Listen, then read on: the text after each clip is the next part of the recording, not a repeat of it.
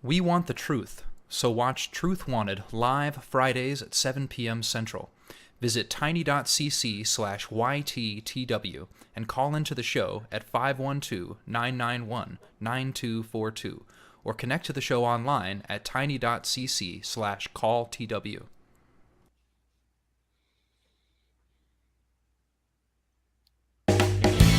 So you think that you can tell us how to live our lives, never questioning the source from which your moral code derives. You think that suffering is part of some great plan that's been devised. I wonder,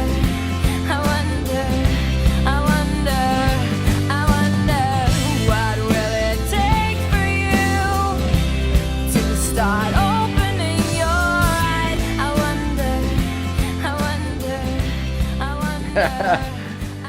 I wonder. Hey guys, I get hello hyped. everyone.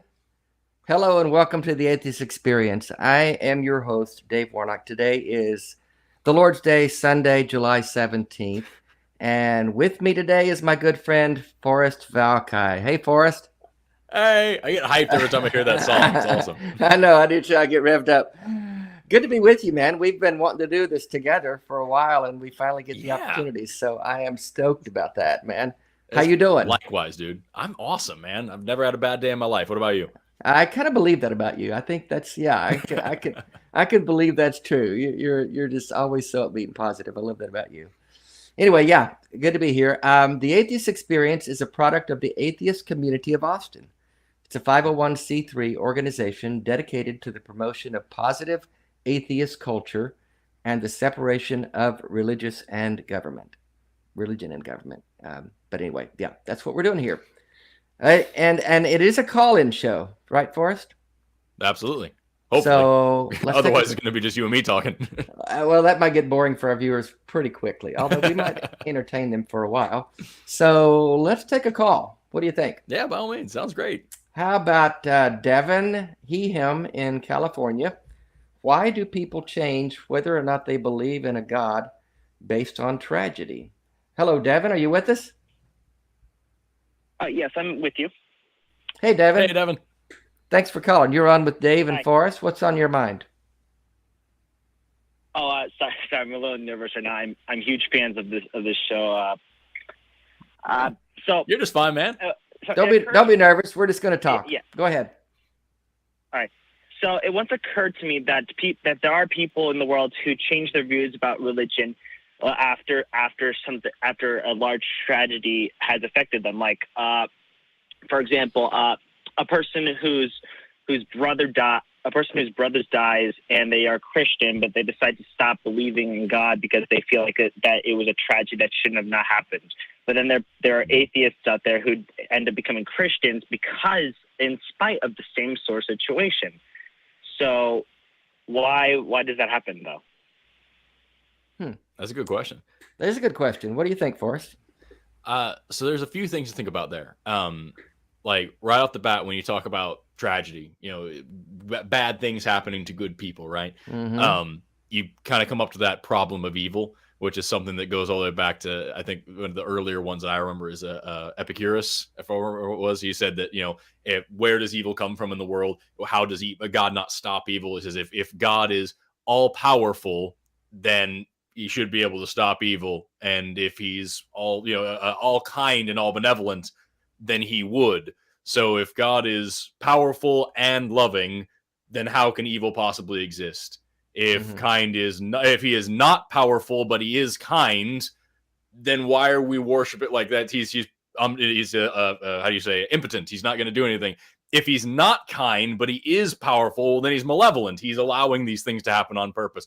And if he's neither kind nor powerful, then what are we doing worshiping Why call this? him What God? is that? Right. Exactly. Why call him God? And so Exactly. that's been a thought for a long time when people look at bad things.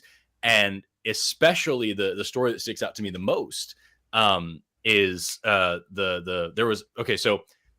Portugal, there's this city called Lisbon. which is, it's on the coast, but it's kind of tucked up. There's this little river that kind of connects to the ocean there, and it's like right there on the edge. Very, very, very wealthy city back in the day, probably still is. Because it was a port city. It was a big trading city. In 1755, so around the time that we were getting our shit together here in the U.S., in 1755, this is a super wealthy trading city where everybody goes to get stuff. And on, I believe it was November 1st, it was All Saints Day. This is a Catholic city in a Catholic country, huge, enormous churches everywhere. All Saints Day, one of the holiest days. Everybody's in church. And on this day, there was an earthquake. And it is, to this day, one of the most powerful, most deadly earthquakes that human history has ever witnessed. It was about 9 point something on the Richter scale. Insanely strong earthquake out in the middle of the ocean. And just comes in and freaking flattens Lisbon. The biggest, craziest, heaviest building, the churches, they can't stand it. And all the people are in the churches. And so these churches collapse and kill like 50,000 people in this earthquake. And also, there's 1 million candles being lit because it's All Saints Day. So the city catches on fire, too. And half the city burns down. And all the people trying to escape this horrendous occasion go out towards the coast, towards the water, where there's big, wide open spaces to protect themselves from the earthquake and the fire. And then the tsunami comes from the earthquake and just washes all of those people away. Tens of thousands of people die in one of the holiest cities in Europe on one of the holiest days on the calendar. And that moment sparked a lot of philosophers to start thinking about this question of evil from Epicurus. If God is good and we're doing the things that he wants us to do, what the fuck? Why did this just happen? Where was God? Right. And this was a big thing that sparked the Enlightenment. This is where we get, thinkers that came up with the ideals that founded this country and the French Revolution and many others. These ideas of at the very least deism instead of theism, and at the very most probably anti-theism at this point. So yeah, is that your thoughts, Devon? Does that kind of speak to your question? Yeah, actually that does. I get the point, but then the argument still continues to this day. And there's one person who says another thing that debunks what another person said, and then another person comes along and debunks what that person said, and it kind of stacks on top of itself a lot forever, Yeah, and I think a couple other examples that we can all point to is the Holocaust. That did a lot of damage to a lot of people's faith. 9/11 was another one. Yeah. That I remember in I think it was one of the beds in Auschwitz that one of the prisoners had carved, "If God exists, he owes me an apology." Like he has a lot to answer for, and that's And then the other part of that question, I think, Devon, is that we're talking about big calamities that affect thousands of people, but there's the individual calamity. Your daughter dies in a car wreck. I've known 3 different pastors in my life. My dog gets sick. Yeah. You do? You have? I've known 3 different pastors in my life who lost a child in a horrific accident, one of them being my brother. And in each of those instances, they were forced to question their belief, their faith, because these were faithful men of God who were doing God's will, raising their children in God's will, and then out of nowhere, these children, 2 of them teenagers, one of them a younger child, a grade school child, were horribly killed. And they had to question, what's this faith about? I think the reason this question comes into play is that we tend to, in almost all these cases, we're looking at people who worship a God who's supposed to be involved, who's supposed to be there interacting with his people. Because if you look at the God of the Scripture, he's a God that's supposed to answer prayer. He's a God that's supposed to lead us according to his will and guide us in our lives and protect us. There's all kinds of scriptures that speak to this. And when that doesn't happen, we have to go, okay, something's not measuring up here. So it can cause people who do have faith to question their faith. And on the flip side of it, I think to the other part of your question, Devon, there are people who don't believe, and then something bad happens. They get a diagnosis from a doctor, And all of a sudden, they're trying to get as close to God as they can because they've got these ideas that there's a God somewhere that at the end of the day is going to either take them to heaven or send them to hell. And they want to make sure they're on the right side of this deity. Yeah, and that's just the indoctrination playing in. Even if you're not religious, you've heard it your whole life. Exactly. Yeah. Go ahead, Devin. You had something to say? Yeah, I think that's like what was the Pascal's wager? Yeah. Pascal's wager. Yeah. Pascal's wager. Yeah. Wager. Yeah.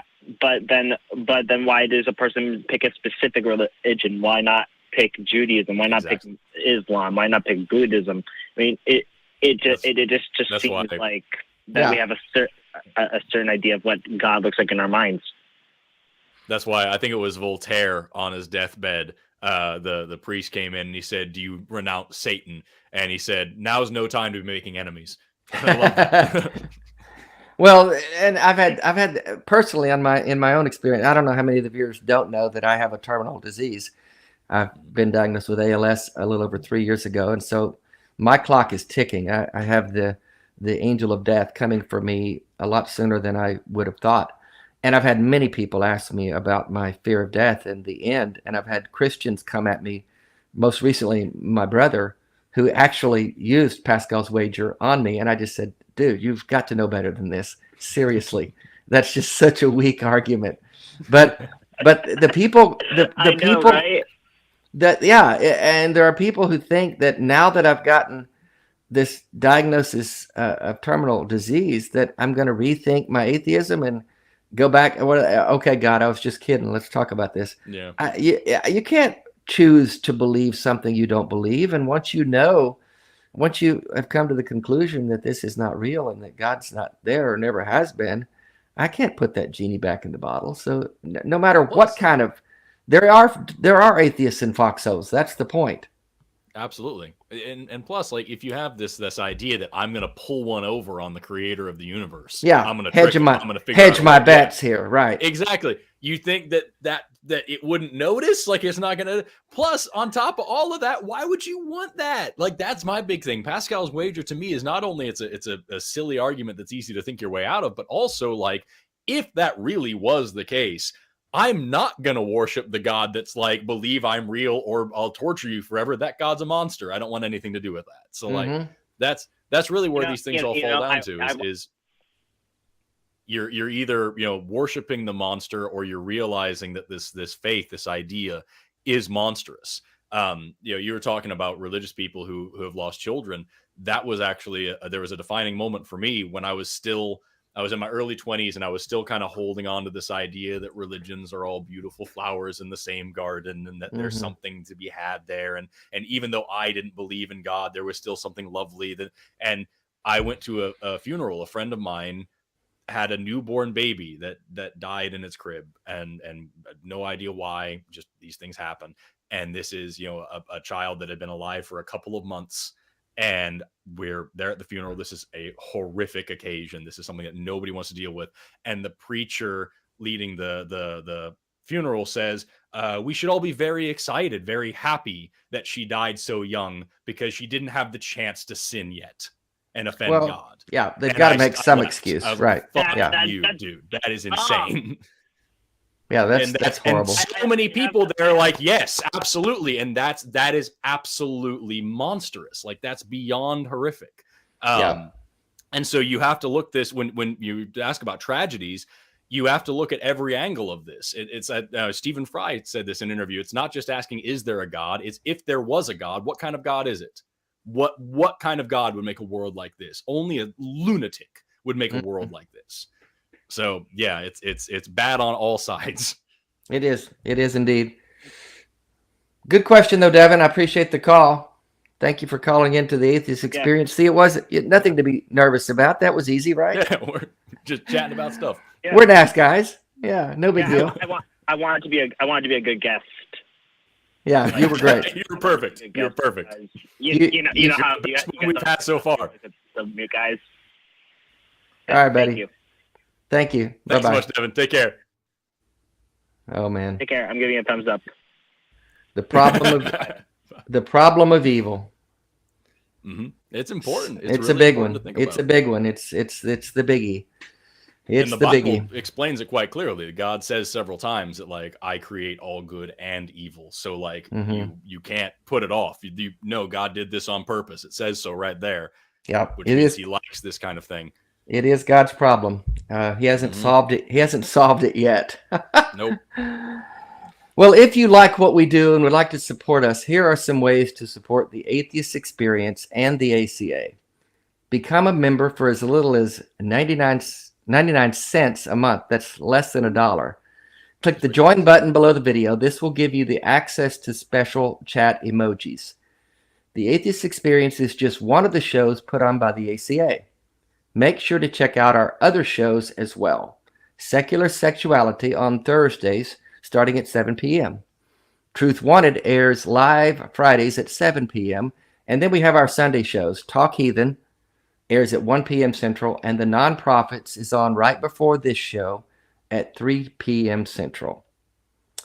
You can support us on Patreon at tiny.cc/PatreonAXP. And we thank you for all your support. Keep these shows going.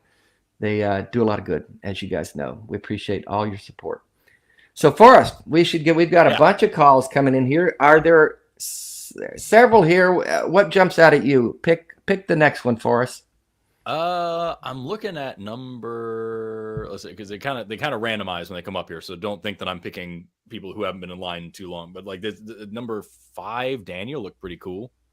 Daniel, him in New Jersey, wants to ask Forrest, what is the best scientific argument against creationism? Hello, Daniel. You can see why I was excited about this. Yeah. Hey, how are you guys? Hey, I'm Daniel. Awesome, man. How are you? I'm doing good. It's pretty nice to talk to you, to both you and Dave. It's really nice. I've been following you both for a while. It's pretty nice. Well, thank you. Well, what's your question? Daniel, you there? Uh-oh. No. Oh, no, sorry. after all that. Are you... There you go. Hey, Daniel, we thought we lost you there. I'm sorry. That's okay. So you want to know about the best scientific argument against creationism? Forrest, I know this might be tough for you, but if you get in trouble, Forrest, I'll bail you out. Don't worry. Oh, thank you. I appreciate that. So what is it? What's your thought, Daniel? Go ahead and articulate your question, and then see what Forrest has to say about that. Oh yeah, the thing, I had a conversation with my dad a while ago. He's a creationist. That this is where my question came from, because when I was trying to explain how evolution worked to him, I had a little trouble because he came up with questions about the dating process, and that he said that we have no transitional fossils, and he thought that the Lucy fossil was the most complete fossil we have, and the oldest and most complete, or something like that. Not even close. I do not have probably the sufficient knowledge to explain everything well to him, so I would like to come back to him with better information. Okay. Yeah. I could answer this question for several hours, but I'll be succinct. I would just point out the fact that, because obviously there's to say that there are mountains of evidence for evolution is a gross understatement. Like, it is more confirmed than gravity. It's insane how much evidence we have, and the fossil record is a very small part of it. Like, you could throw out every fossil we've ever found, and we still have overwhelming evidence for evolution from several other lines, from embryology, from homology, from genetics is immense. But the most, and also from the direct observations, we can see evolution happening. We can do it in a lab.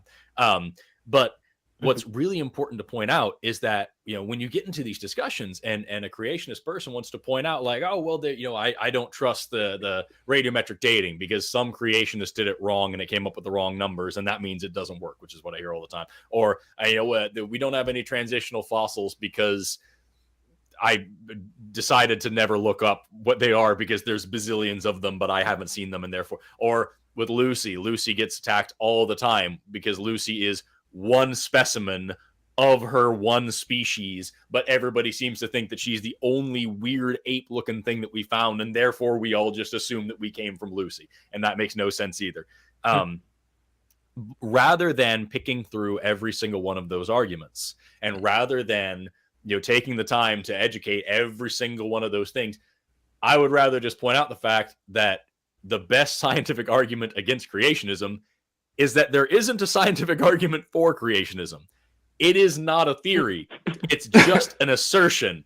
And even if you could completely debunk evolution, if you completely proved that radiometric dating doesn't work, that there are no that all these fossils are just weirdly shaped rocks, and that there's no and every single bit of evolution is completely torn to shreds, and we have no idea where we came from, you still have not done a single thing to back up your claims in creationism whatsoever. Because you first have to prove that there's a creator, then you have to prove that that creator can do the things you're saying it does, then you have to prove that it did, you have to run tests on this creator, you have to do all sorts. There's so much work that goes into science. It isn't just, I think it might be this, let's all say that.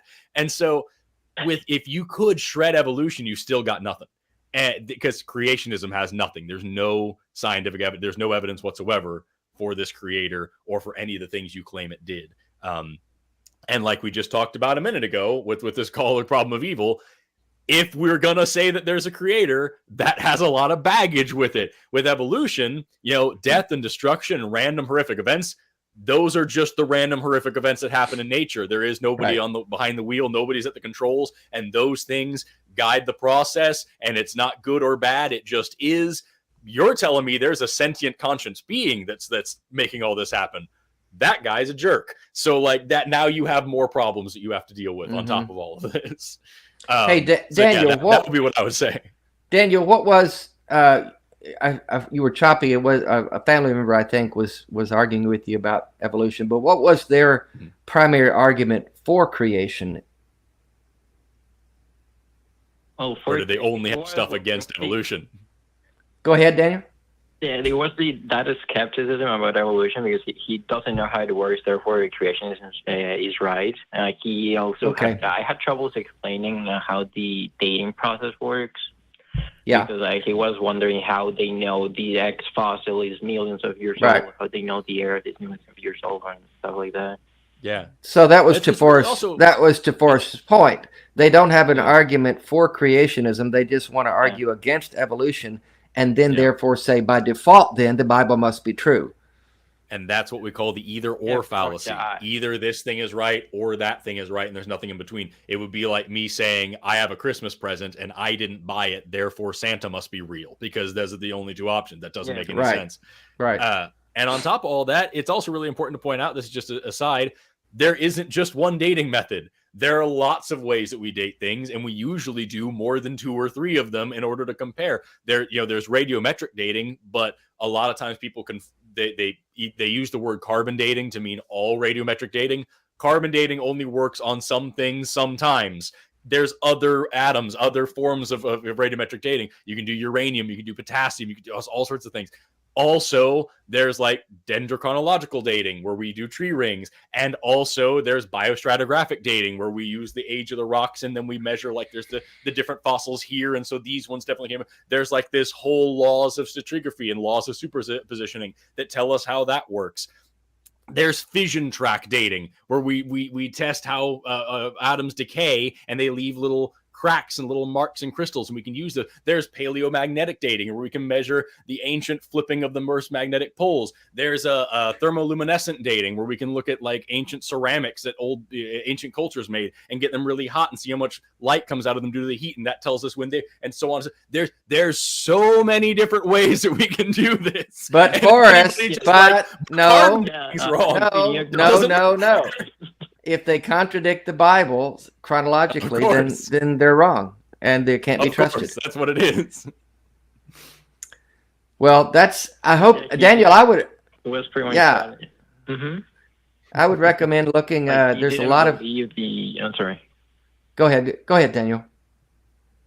No, I'm sorry. He just said, I don't believe the Earth is millions of years old, therefore science is wrong. That's kind of reason. Right. Well, that's the problem when you're talking to family members who are basing their understanding of science on the Bible, which is not a scientific document by any means. Then that's the point I was making in jest with Forrest, is that when that contradicts the biblical genealogy and the history of that's in the Bible, like the 6,000-year-old history of the Bible, then you got to believe one or the other, and they have trouble when the day. I remember when I was a Christian, and I would think then these carbon dating must be wrong. How do we know they're accurate? How do we know they can be trusted? How do we know the scientists aren't just making stuff up? What he was saying. Yeah. And so that's the only argument they have. And here's the problem, the more that science shows us, because science is moving forward, we're learning more all the time.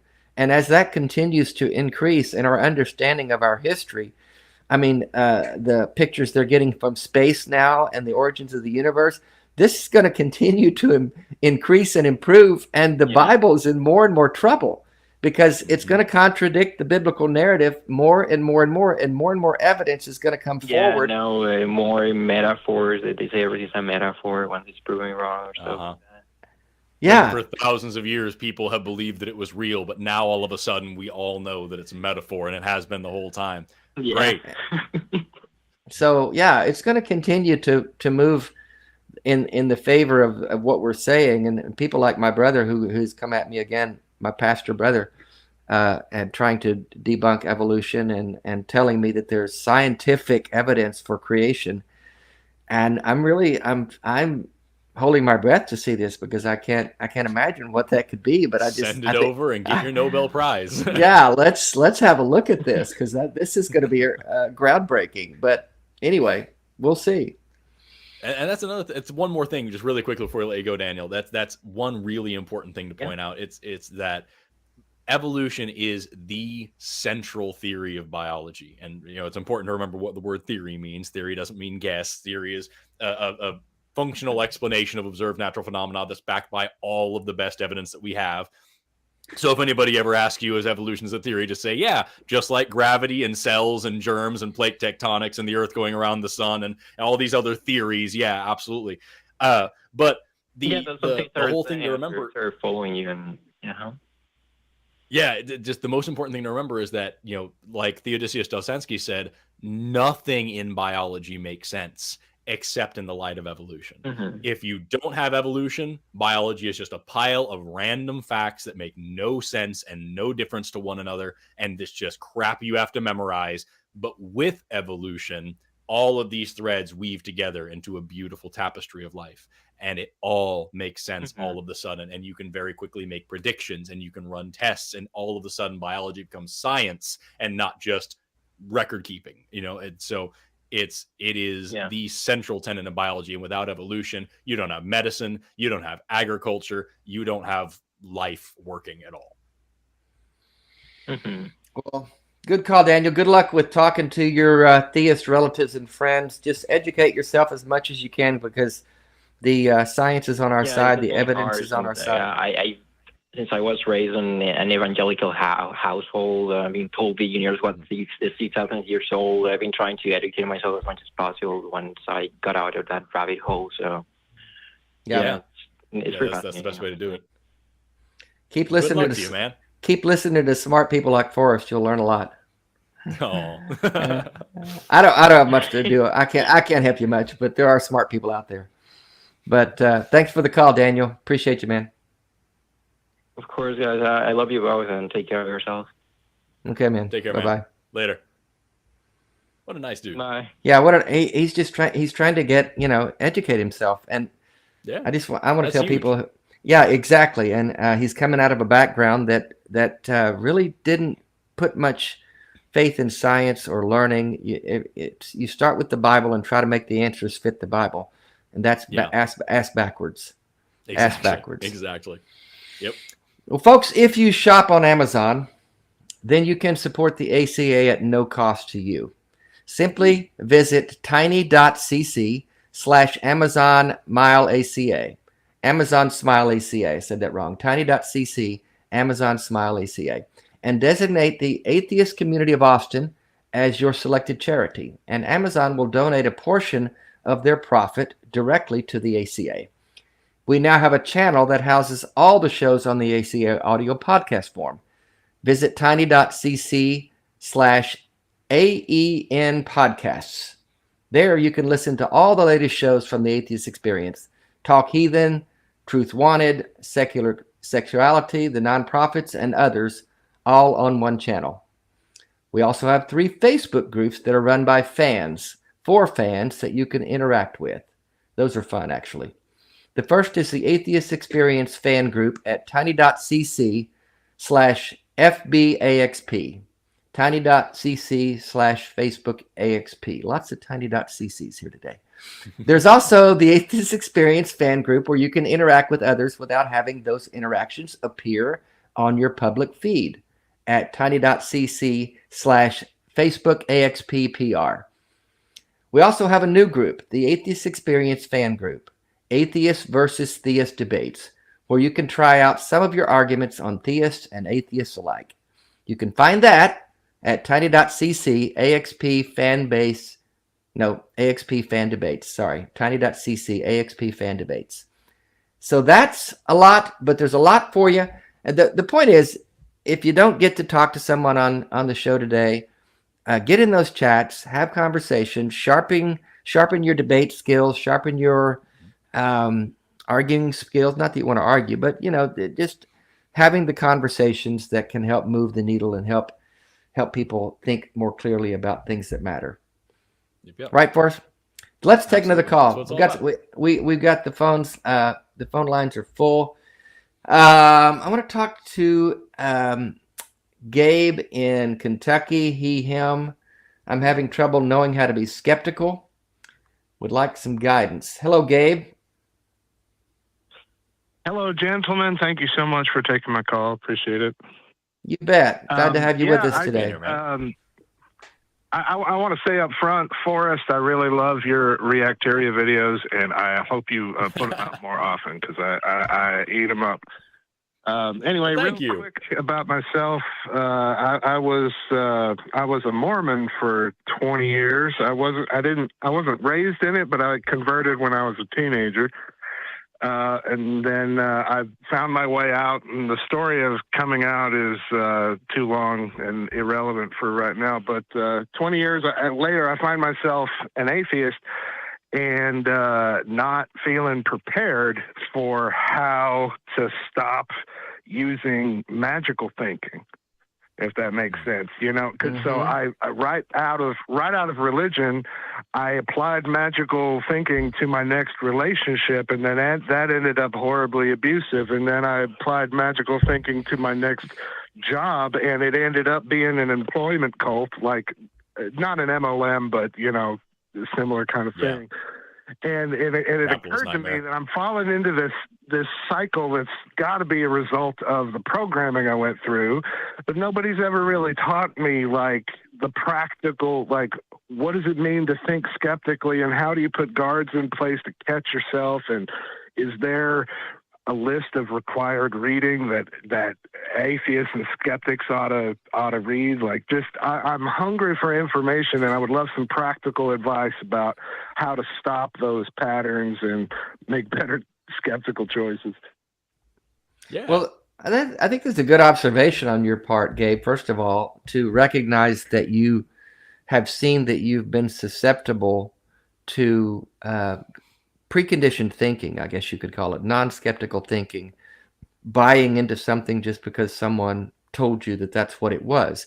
It probably means that and I'm not psychoanalyzing anything, but it's probably that you are a trusting individual and that you were taught at an early age to believe authority figures, to believe the people like parents and teachers who say things.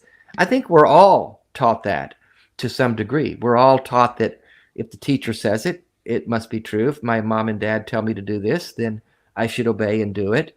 And then if that's transferred over to a God figure, like it was with me, I was an impressionable 18-year-old and was told that this God figure killed himself to save me. They didn't put it that way. It was a lot nicer. But that Jesus died for my sins, and that if I believed in him, I could be born again and go to heaven.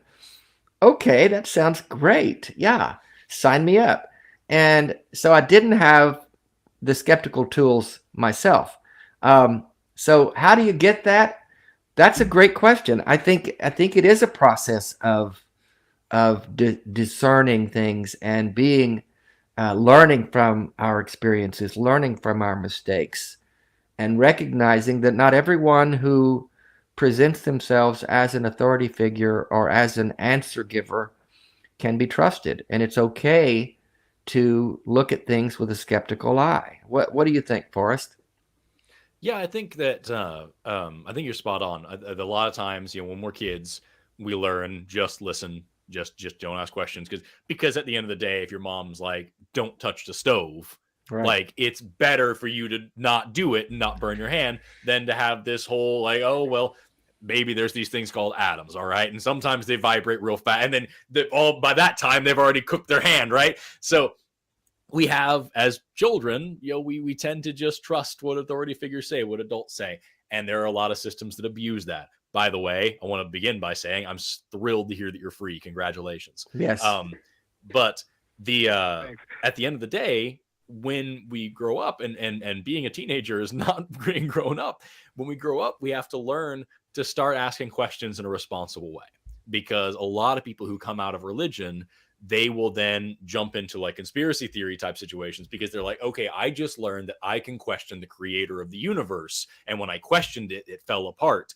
Well, now if I can ask a question about anything, it must not be right. It must be wrong. There must be something here. If I can question it, then it's not, and they kind of fall into these traps of having other people who, like with religions, who put out a bunch of logical fallacies, a bunch of intellectual traps in order to ensnare people. They fall into the next trap, the next trap, the next trap. They apply magical thinking wherever they want to be. So one really great thing to start with is Occam's razor. The idea that if you hear hoofbeats, think horses, not zebras, not giraffes. It's horses first until proven otherwise, right? So go with the simplest, most logical, most natural, most easy idea and start there. So if, I think the last time I was on the show, I talked about, like, I have a hallway right behind this bookshelf here. And every day, every single day, I walk down this hallway and the air pressure of me moving down this hallway slams the door behind me. If I didn't know anything about physics, about fluid dynamics, about air pressure, about any of this, I could believe there was a ghost slamming the door, right? But the regularity of it and the fact that I can feel the air around me, my first thought needs to be, maybe there's something going on with the door or the room or the hall or something, before I think, all right, there is another world of other creatures that can't be detected by science, and one of them is very interested in this door, So go with the naturalistic idea first and kind of build from there. Also, be willing to ask questions of science. That's why I love teaching. If you've never been completely stumped by a room full of third graders asking why, you've never enjoyed teaching before. I remember one time I was teaching kids about atoms and explaining, okay, this is protons and neutrons and electrons. And they're like, well, how do you know that? And I'm like, I just realized I don't know how I know that. I've just been taught that. How do I know that? That's great. And you dig into, how do we know what atoms look like? And how do we know what protons and neutrons and electrons are? How do we know that they are where we think they are and why they have the charges they do? And you dig into Rutherford's experiments, where he proved that atoms are mostly empty space and that they have this nucleus in the center. And then he proved that protons are positively charged and electrons are negatively charged by having this awesome little magnet, a cathode and an anode. And he sent beams of particles that would bend. And you read into these experiments, and the logic, the basic principles of how they're done is so astoundingly simple that anybody could understand it. And then it makes perfect sense how this works. And it's not just this magical idea of, hey, by the way, there's these things called atoms. You can't see them, but they make everything. Just trust me, bro. It all of a sudden makes perfect sense, and it wouldn't possibly work any other way. And now you understand why we know what we know.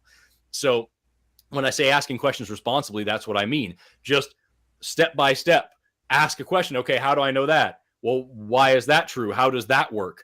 Instead of, why are the scientists lying to me, or something like this?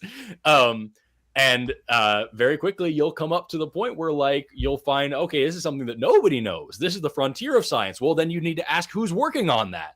who's figuring this out? How are we figuring that out? And that's fascinating too. And maybe they'll find something that nobody's knowing and nobody's working on. And then you will become the scientist who figures that out because you've taken every step to get there. You're already an expert. You can go to college and work on it.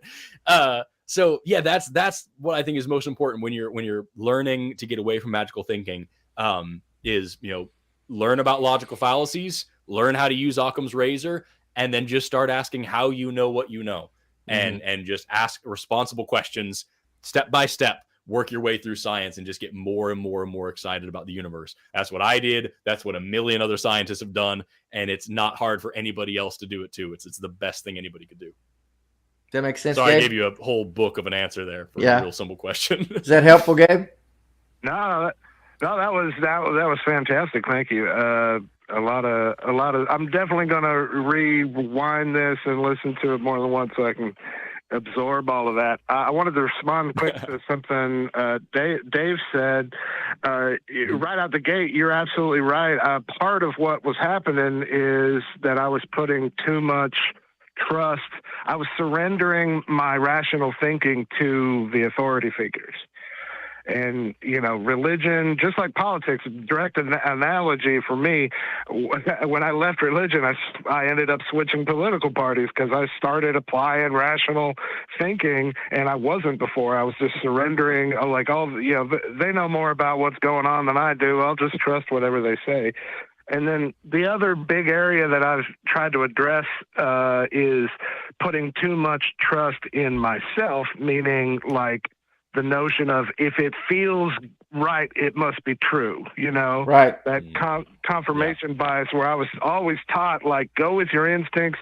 It's a code word for saying follow the Holy Spirit. It's the same nonsense. If it feels good, it must be right. And that is so not true. No, it's not.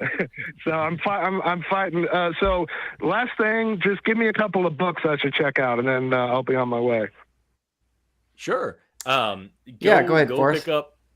Go pick up any, and I promise this is going to sound like an insult. It's not. Go pick up like an introduction to logic book and or even intro to psychology would have this too, to get a good handle on logical fallacies and the ways that our minds do exactly what you just said. I want this to be true. Therefore, I'm going to find reasons to think that it is.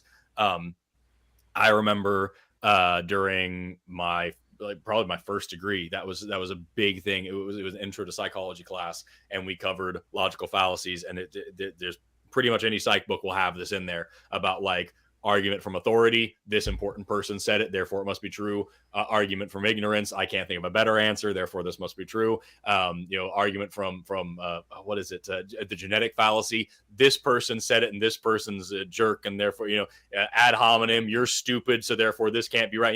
You go through all these different things, and you realize how many of those things you already do all the time. And there also is, I can't remember the name of it off the top of my head, but there is a fallacy for believing that you are immune to fallacies because you know them, and so you're not going to do them. So learn all of those and get familiar with them. In any logic or psychology textbook at an introductory level will have those. And that would be, I think, the first thing that I would jump into. And then from there, there's a lot that you can pull out of. I freaking love textbooks. I've got a million of them down here. At any community college level, find one that's the last edition that they're not using, so you get it on sale on Amazon for $60, and just see, like I said, why we know what we know. Not just here's the sermon, but here's the reason, here's the antecedents to our current scientific knowledge. That's super duper important. And learn the history of science too. What did we know, and where did that come from, and why did it progress from there? That's what I would go for.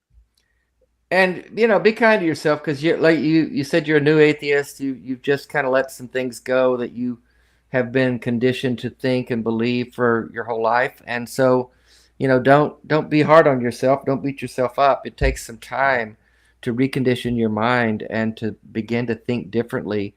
We're taught when we were young that it's not good to be skeptical. You should be trusting and believing, and that's backwards. We should be skeptical. You don't want to be a suspicious person, but you want to be skeptical. You want to ask the whys. And you can't ever get in trouble with asking the whys. If someone tells you you shouldn't ask that then they're hiding something. And so Exactly. I always don't ever trust anybody who tells you not to think about it. No. So that's good, Gabe. You keep asking the questions and keep sharpening those skeptic brain cells. If it means anything to you, the way you've spoken on this call and the language that you've used talking about confirmation bias and whatnot, I think you're way farther ahead than you think you are. Oh yeah. I was going to say that too.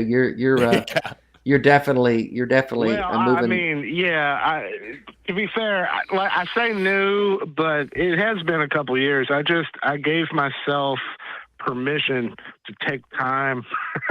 Like, it was really overwhelming. I started thinking about death and realizing, wait a minute, I don't have that figured out anymore.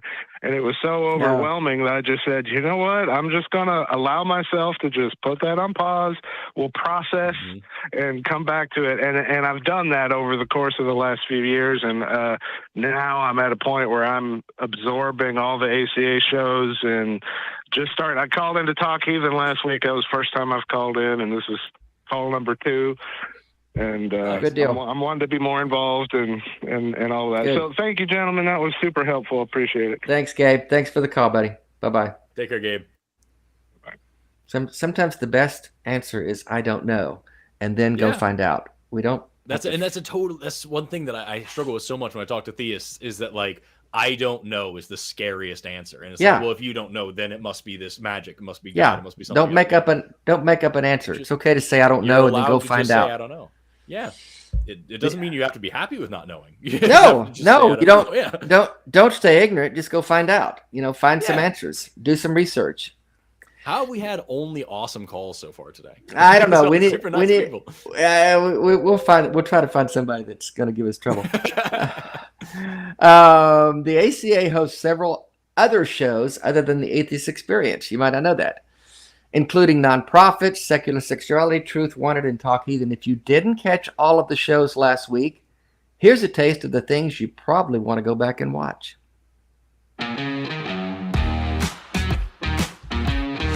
Yeah, but the solution, so to speak, that I'm hearing you say is talk about it. Whoa, what? Talk about it. No, we can't talk about sex. No. Yeah. Jesus. Embarrassing. Yeah. It's so scary to talk about sex.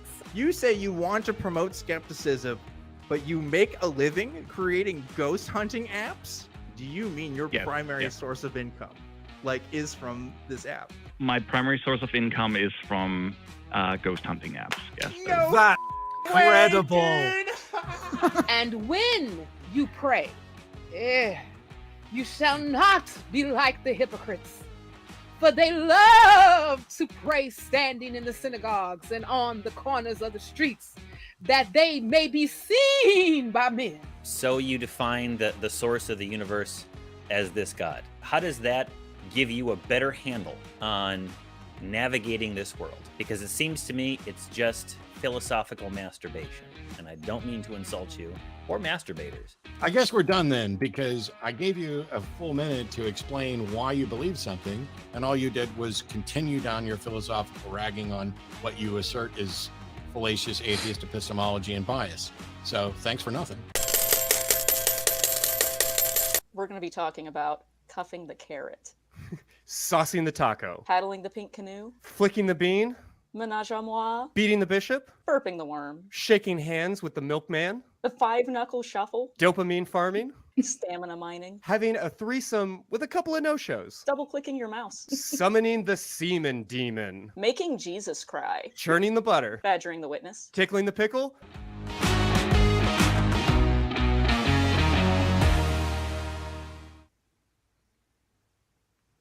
Wow. So we've got a ton of calls. We're going to have to really, we're just going to plow through as many as we can. So we might have to do them quickly and be brief if we can. Let's talk to Patrick in Florida. Oh, I was hoping you were going to pick that one. Him thinks atheism is a faith. Hello, Patrick. Hi, how are you doing today? Good. Tell us how. How are you?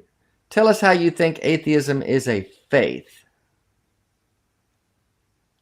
Well, I think based off I would say agnostic. Look, can we clarify the terms agnostic, atheist, and theist, and what we mean when we say that before we begin? Why don't you define them? Why don't you define what you think they are? Agnostic would be undecided as to whether or not God exists, neither atheist nor theist, I would say. And an atheist would be just not convinced God exists, or either doesn't believe there's evidence God exists, or either, one of those type claims. And then a theist would, assert that God exists. Okay. It's important to point out that there are real definitions, but even people in these camps are going to miss them up and use them differently and have me. So we're going to go with those definitions. Yeah, let's go with those definitions. We're just going to stick with that. So because I know for sure anybody watching this is going to be like, that's not what this means. No. Who cares? We're not going to quibble about definitions. Let's go with what you define them as, and then you tell us based on those definitions how atheism is a faith. In light of that, I would say that an agnostic would have no faith.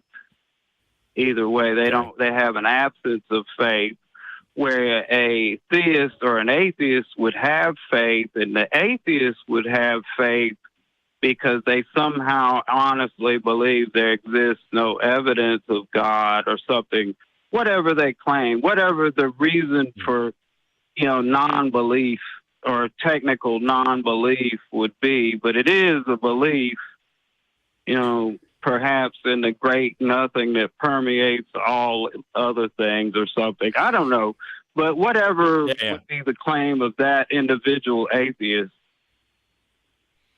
Well, I guess we need one more definition before, then I'll let you talk for us.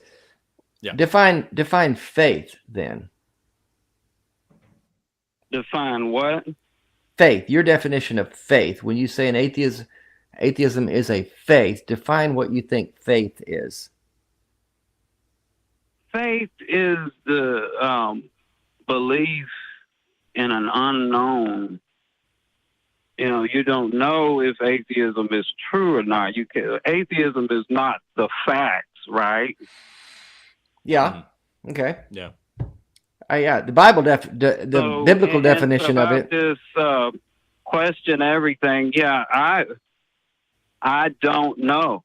Like you said, I don't know. I have faith that the universe is God as a pantheist. I follow the faith of Einstein, 186 genius or whatever it was. I don't know, but numbers don't matter. I really consider atheism a faith from my perspective. I was a lifelong agnostic from about age 8 when I left the Catholic faith. My mom gave me the choice. She said, "Son, do you not want to go to church anymore?" And I said, "No, I don't know that I believe this. And, I think we could do a lot better things on a Sunday." And she was like, "Okay, son." And we went to the flea markets and out fishing and stuff after that. I loved it. Yeah. But it's nice. Atheism, nice. I'm not convinced as an agnostic, as a life agnostic. I'm not convinced of atheism either. I'm a real skeptic. I'm a skeptic. Well, that's a good place to be. You said that you were a pantheist, and then you said that you were an agnostic for a long time. Did I miss something in there? You're a pantheist now? No, I actually came to the revelation that I had what I feel was an epiphany in the shower years ago, that the universe was God. I had reasons for that several. I felt so you do believe there's a God. You apply it to everything. That's what you're saying? Just in short, you do think there is such a thing as a God? It's not that simple. It's simple and complex. The universe would be God, but what that means, I can't say exactly, because there's a lot we don't know about the universe. I used to believe a similar thing, so I feel like I think what you're thinking. I think we're on the same page. Let me ask you a serious question, Patrick. This is going to sound silly, but I mean this 100% sincerely. There's a closet right over here in my office. Inside that closet is a goblin named Roland. He disappears every time you open the door. He's an interdimensional being, and he eats Subway sandwiches and he grants wishes. Do you believe me or not? Well, I know people are really creative, and I know goblins are an admitted by admonition fictional character out of a J.R.R. Tolkien book. Real. No, I'm asking you genuinely. Do you believe me when I tell you there's a goblin? I would say. So do you have faith that there is not a goblin in that closet that grants wishes? Yes, certainly I would say, odds are strongly against that. The odds are against it for sure, but I'm asking you, do you think that is a faith-based position? I mean, that's what I'm I don't asking you. think it's that ludicrous. I don't think, some faith may be that ludicrous, but no, I don't think faith for the most part, like Buddhism, for example, you have no God. I'm asking you a direct question. I only want an answer to this question. Yeah, we're kind of wandering here, Patrick. Stay on the point. Do you have faith? Do you have faith that roll in the closet goblin is not real? Is that a faith-based position in your mind? Yes. Is it as realistic to say that Roland is not real as it is to say that God is real or I don't believe in God? Are those positions all in the same for you? I don't think the metaphor fits like you think it does, but it's go not ahead. a metaphor. Just ask it's not a metaphor. I'm Patrick, telling you, there is a goblin in this closet, goblin. and I'm asking you if you think it's real. God to a goblin in a closet someone just I created. didn't equate out of anything to anything. imagination.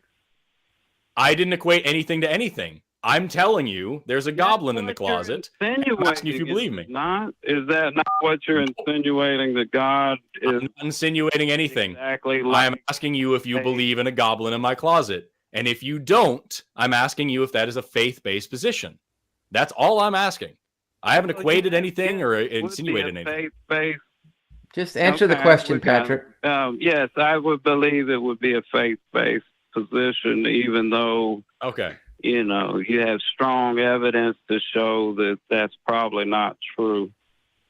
You have no evidence to show that it's not true. You can't prove that the goblin doesn't exist. I told you it disappears every time you open the door. That a goblin is a admitted fictional creature out of mythology. We can agree that it's in some fiction books, but that's all we can agree on. There's gods in fiction books too. Okay. That's an equivocation there. Patrick, this to absurdity. Okay. Well, I'm just saying if you're gonna say that it's a faith-based position to say I don't believe you when I'm saying there's a goblin in the closet, I think you're painting yourself into a corner. You're cramming yourself into a little box where you don't want to be. That's not a faith-based position. Well, you're saying I'm telling you there's this ridiculous thing.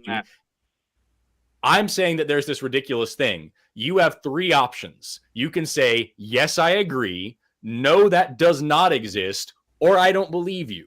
Yes and no are faith-based positions. I agree with that. Both of those would require evidence. And in the light of evidence, you have faith. Faith is the excuse that you give for believing in something without evidence. But the third position, I don't believe you, is not faith. It's saying, you haven't given me a reason to believe this. There's no way that you can prove that this goblin does or does not exist. So it's not faith to say, I have no reason to think about this right now. I have no reason to believe that it's true because I have no evidence.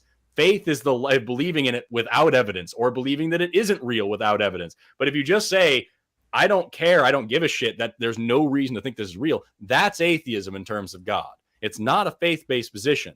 It's rejecting a belief because you don't have evidence for it. It's actually the opposite of faith. Your definitions in the beginning. The universe exists as a fact, meanwhile.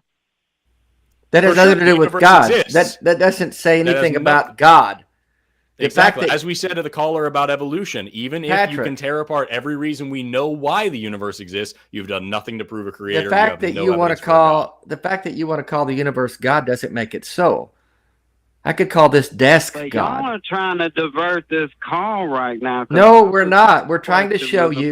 No. Clearly established atheism is. No, we haven't established You've anything clearly of the said sort. that atheism is. We haven't established anything. Just because you say it doesn't make it true. the fact faith. what Forrest Agnostic is without faith. Now, an atheist That's what has you're faith. saying. You We have faith, disagree. there's no evidence No. of God. What No, would be to evidence say- of God, though? You can't explain that. Patrick, to say What would I be don't faith that believe, there's no evidence? Patrick, to say that I don't believe is the opposite of faith. It's not saying I have faith there's no God. It's saying I don't have faith there's a God. Do you not see the difference? Well, maybe, I could be, if I could hear a convincing argument from an atheist why I should be an atheist, I might go with that. Now, if y'all could come up with something better than I don't know, I don't know. I can give you three good arguments for being an atheist. I think we've kind of gone as far as we can on this, Patrick. We answered your question about atheism being a faith. Convince me. Why would I want to be an atheist? I'm more agnostic to you. So, Patrick, I don't give a shit if you're an atheist or not. Why would I care whether you're an atheist or an agnostic or a theist or not? I said. Well, then, good for you. I like this There's no pantheism. evidence. Let's pursue that. No, There's I think no we're done evidence for a pursuing it. God. There's no reason to have a God. There's no need for it. And having a God sounds awful. Those are three reasons in order of importance. The first one is the only one you need. In order of importance, those are three reasons. You're why not you should be an listening. atheist. You're not listening, Patrick. We spoke to your initial question. We've got 1,000 more callers. We're going to let you go. Thanks for calling. Bye-bye. Goodness. But I said it, so therefore you've already agreed. Well, we wanted something like that. We got it. So we might have another one. Jim in Idaho thinks he might have proof of God. I think we need to talk to Jim. Let's go, Jim. He, him in Idaho. Really quick, Jim, we're running out of time. What's your proof of God? It's in the Bible and it says so. Okay. You got us, buddy. You got us. Damn, finally, after all these years. Oh, boy. All right, let's talk serious here. We've got Timothy. Oh, snap. Timothy's been a snap. How long was he on hold? He was on hold for like 30 minutes for that. Oh, geez. Timothy, we spent so much time. Just to do that. I guess, all his sixth grade buddies down in the basement are all cackling right now. Good for you. Timothy, man. he, him in Florida. When does a fetus become a person? Hello, Timothy. That sounds like fun. Hey. So I already know kind of what my position is on this. I want to know what your guys' position on it, specifically. When a fetus becomes a person? Well, when it gains personhood, not necessarily when it becomes a person, because technically it's always a human, but when does it gain personhood?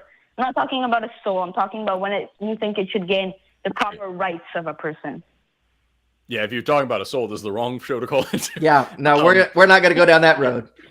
Yeah, I mean, are you asking us like our opinions, or are you asking like what the evidence points to? Like, what are you trying to drive at? Are you specifically talking about abortion, or are you just asking this question? Like, what should I speak to is what I'm asking you. I'm asking what the evidence would point to. Okay. So it's really important to remember that personhood is not a scientific question. It's an ontological question. It's something that there is no consensus on in scientific circles, in theological circles, in philosophical circles. There's nothing there. Because what is a person is such a fiddly weird thing. It's one of those things you would not be able to agree on the definitions that you're debating on in order to then debate on them. So there is no consensus on when a fetus becomes a person, or when a person is a person, or if a person is a person at any point in their life. There's just no consensus on that whatsoever scientifically. Okay, then trailing on that, would you consider consciousness as a defining factor? Would you say that if you have consciousness and then it is important that your life is preserved because now you are an actual thinking thing and not just some animal or just something in development? Would you say that that's an important factor? Yeah. I would agree that it's an important factor. I would be very careful when saying that to make sure that I'm really hammering home that it is not the only piece of the puzzle, nor is it a necessary piece of the puzzle. So, like, for example, the way that we actually define life in science, I'm a biologist, right? We have no definition of life in biology. We don't. Like, I've been studying it for a long time. We don't have one. What we have is a set of categories. And if this thing has all of these qualities, then we can call it alive. And there's 7 different qualities that make something alive, but there are lots of living things that don't have all 7 of those. And there are lots of things that aren't alive that have a few of them.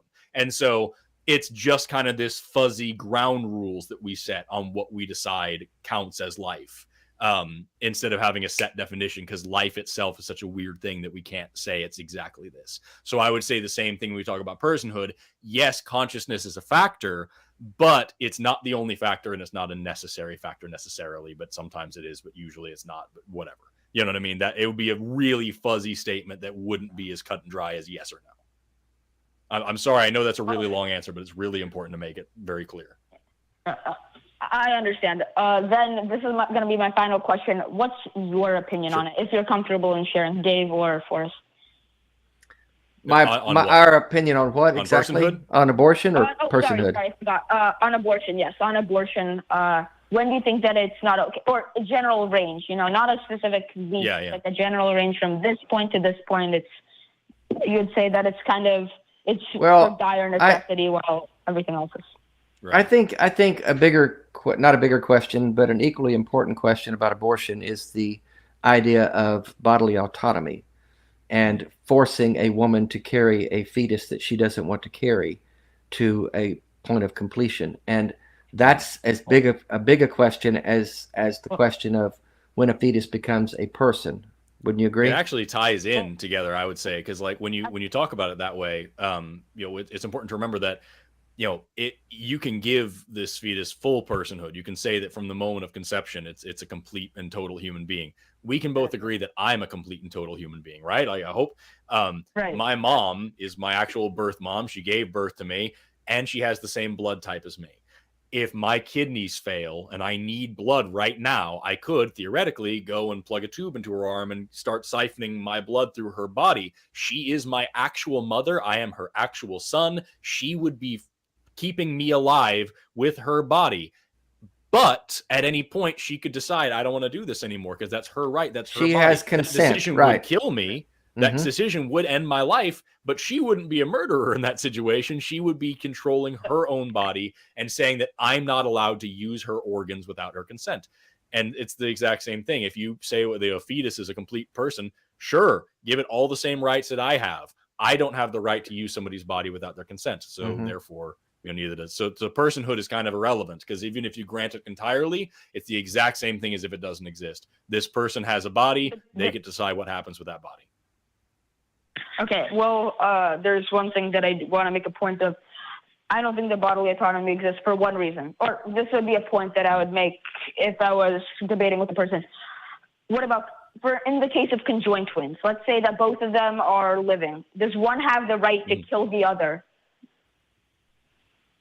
At that point, it's a weird, fuzzy gray area. And that's why I was couching all those statements before to say that every part of this is a million fuzzy gray areas. And this is a great example of why even something as clear-cut as bodily autonomy, which we should be able to all agree on, has fuzzy gray areas. Yeah, I just don't think that pregnancy is one of them. Okay, thanks for calling. It was a great time. Thanks.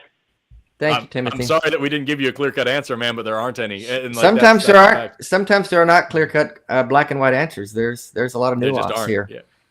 Everything is gray. There's some darker shades of gray and some lighter shades of gray, but everything is gray. Yeah. Thanks, Timothy. Yeah, I got it. Thanks.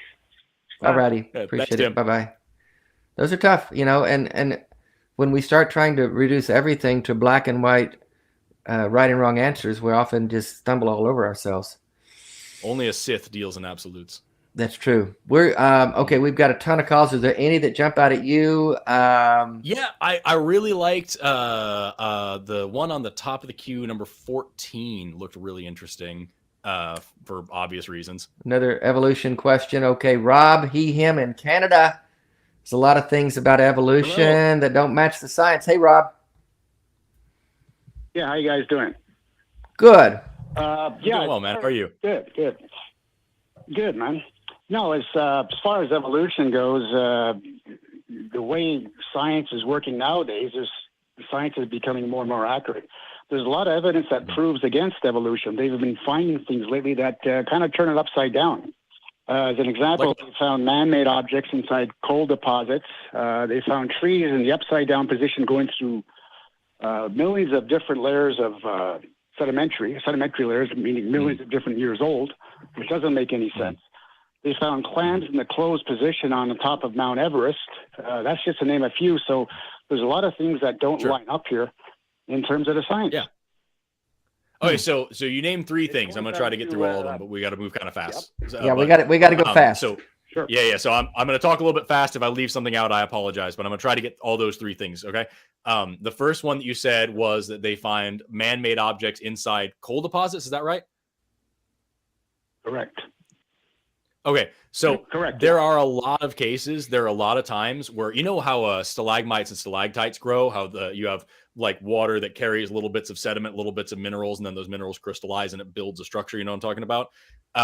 There's a lot of cases where certain minerals can calcify and can harden and crystallize this way faster than others. And so there's actually a bunch of examples of things like there's a really famous picture of a ladder that's almost completely encased in stone because this is a very soft form of limestone and the rain washing over it carries these deposits onto the ladder, which then crystallize onto the iron and then crystallize onto each other. And so this ladder is now encased in rock and it looks like it's been there for millions of years when really it's been there for a couple of decades. So that's not rare or unique at all. I would challenge that it's probably not actually coal. There might be coal present, but coal does take a long time to form. But coal is also malleable and it can kind of move around a little bit. So it's not like for sure guaranteed that's all that it is. There are logical explanations for that don't fit a creationist model that fit perfectly well with the age of the earth. The second thing that you said was, trees cutting through several layers of stratigraphy that are also upside down and the layers are upside down. I think that was what it was. That's also something that's remarkably common. Go ahead. Because of Sterno's laws of superpositioning, we understand that, lower layers are older than higher layers, but also that a layer permeating all of those layers is the youngest of all of them. That's the part that a lot of times gets left out when people talk about these things, is that the laws of superpositioning say that the lower the layer, the older it is. However, if you have something permeating through several layers, that is for sure the youngest one. And this is what we see in these things.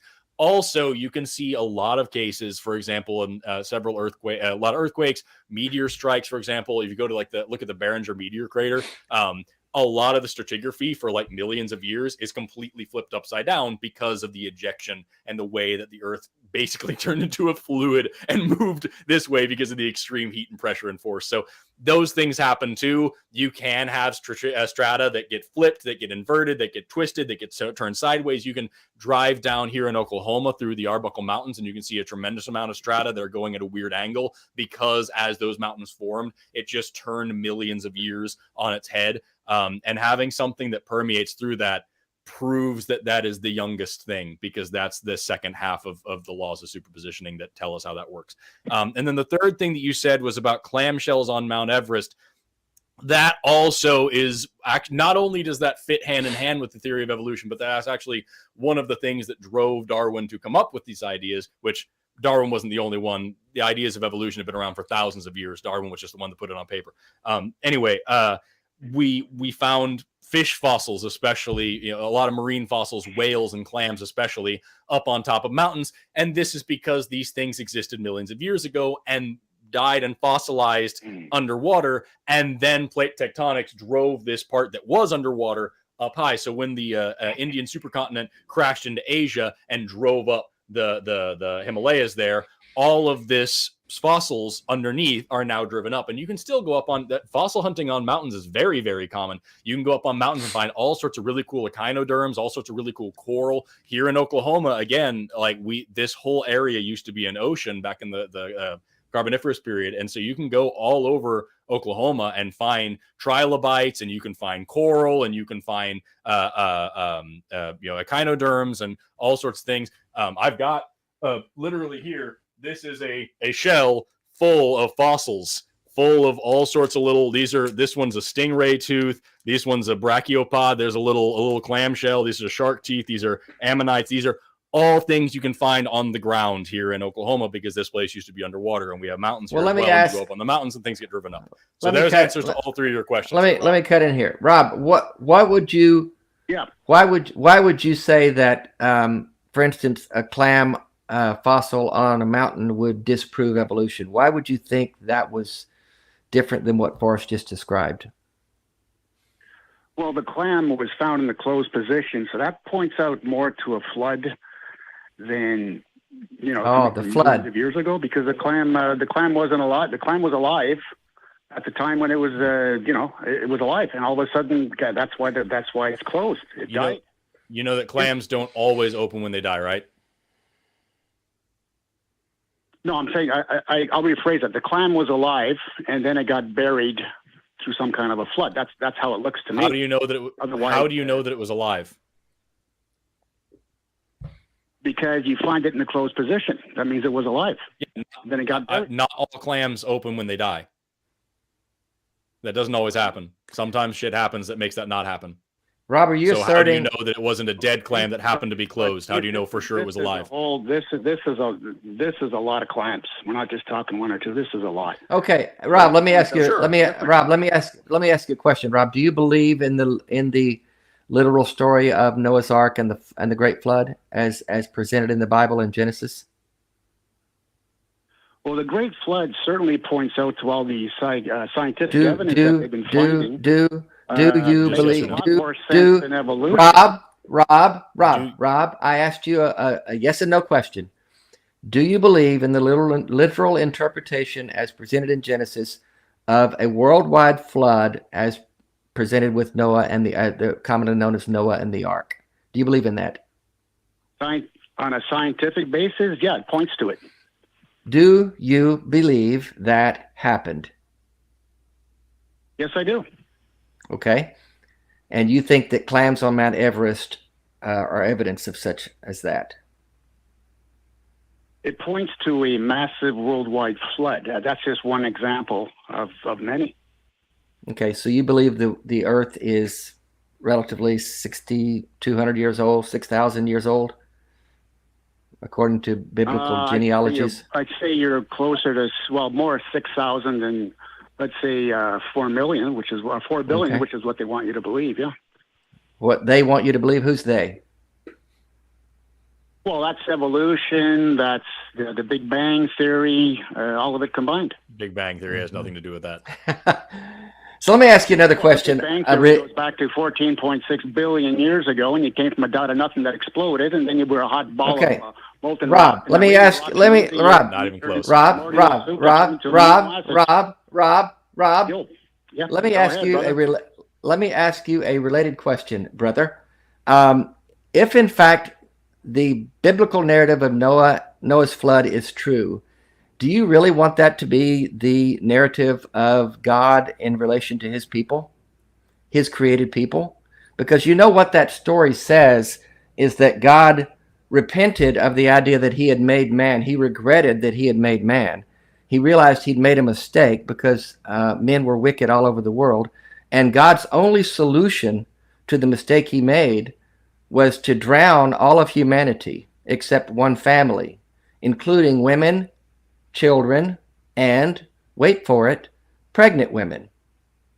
So I'm going to go out on a limb here and say that you probably identify as pro-life and anti-abortion, and you realize that God, the God you serve, the God that you are devoted to, that you believe in, drowned pregnant women back in the days of Noah and the Ark. Are you okay with that? Well, you got to understand that back in the days of Noah and the Ark, what was written and exactly what happened. He asked you yes or no question. Are you other than? Are you okay with that? Are you okay with that? Based on the circumstances of what was taking place, yeah.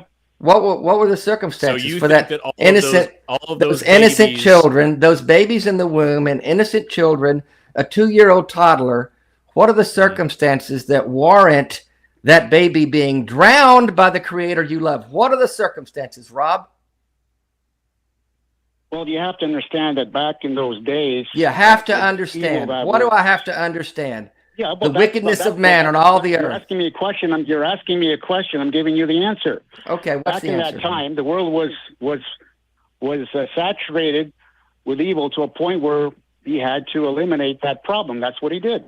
That little 2-year-old was evil. That little 1-year-old kid was evil. Pardon? That little 1-year-old did the kid that babies got do? drowned. What was evil? What was evil? What was going on at the time? No. What was evil? Babies do. What did the baby do, Rob? There was a lot of life going on back then. What did the baby do that warranted being drowned? One of the most horrible deaths, by the way, that you can endure.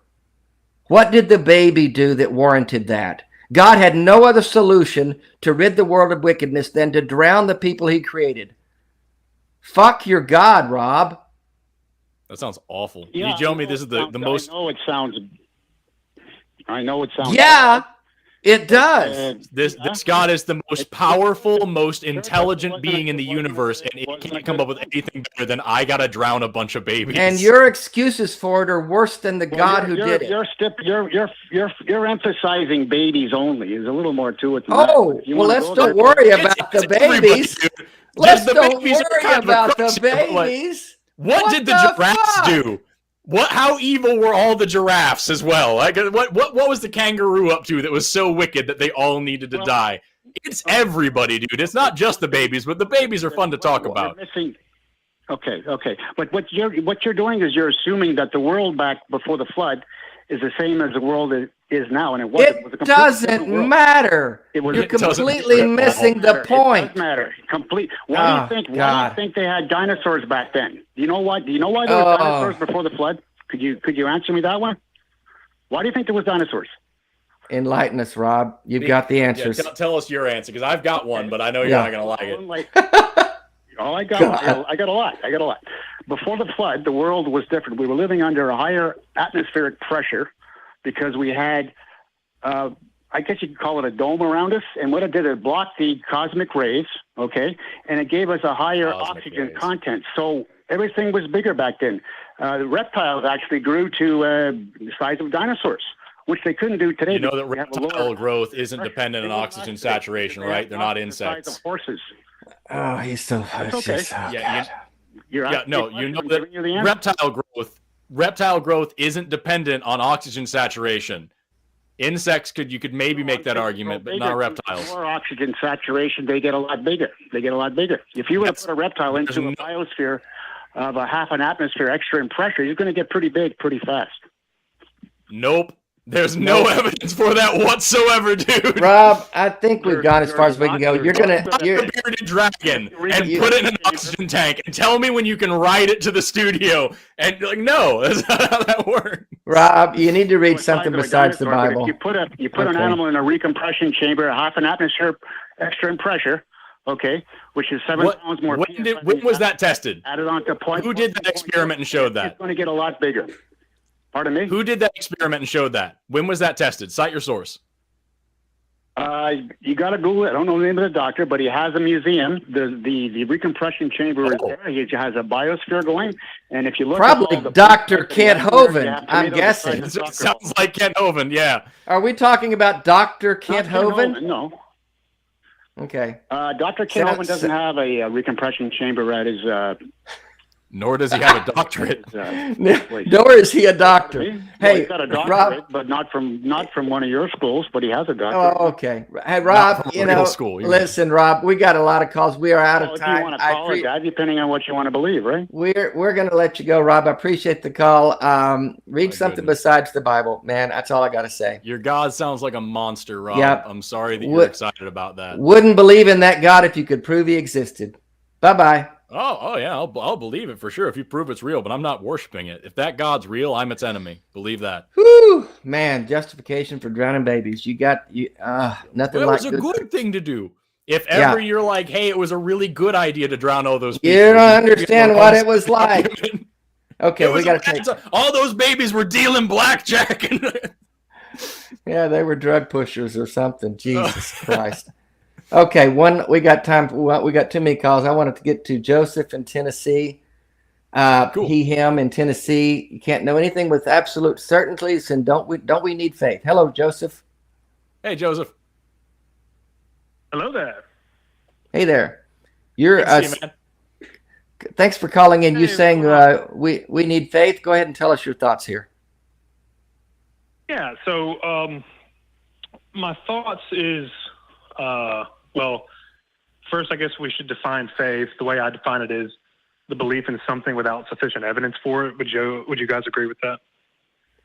Sure. Faith is the evidence of things not seen and the substance of things hoped for, according to the Bible. But yeah, let's go with that. Go ahead and make your point really quick, Joseph, because we've almost run out of time. But I want to hear what you've got here. Okay, gotcha. Yeah. So my thoughts are that with the problem of hard solipsism, that we can't know for a fact if the universe that we exist in is in fact real, or it could be a simulation, or a brain in a vat, that whole thing. To have any kind of quality of life, you have to make yourself believe that this universe is real, so you'll get out of bed in the morning and not just be a total nihilist and be depressed. So what my thoughts is, this whole argument is an argument for the belief in God, not necessarily the existence of God. So it's closer to like a Pascal's wager. So my thoughts are that if you can have faith that the universe that you live in does in fact exist and is real, so that your quality of life is improved, how is that any different than someone having faith in a God to improve their quality of life in that way? Yeah, so I would say I think you made a really good analogy when you talked about simulation theory or the idea that we can't prove that the world exists. You're correct. Even if I could give you proof positive that this is not a simulation, you could then say that's part of the simulation. And even if you woke up like Neo out of this simulation, you could then say I'm now in level 2 of the simulation. This is also part of that was all part in the plan. So what you have here, it's not faith to say that that's not real or that you don't believe that's real, because what you have here is an unfalsifiable claim.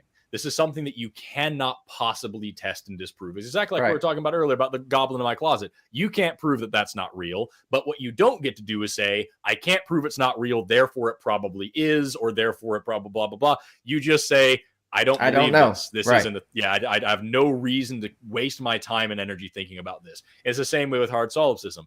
Yeah, sure, there's a reasonable possibility that we're all brains in vats, or that I'm the only brain in a vat imagining you, and blah, blah, blah. But there's no way to say that is or isn't real. There's no evidence I could possibly bring up that would confirm or deny it in any way, shape, or form. So it's just not worth my time. I know that I'm experiencing this. This is the hand I'm dealt. This is what I'm going to deal with. So that's all. I don't think that's a faith-based position. Yeah, and I think you do accept that.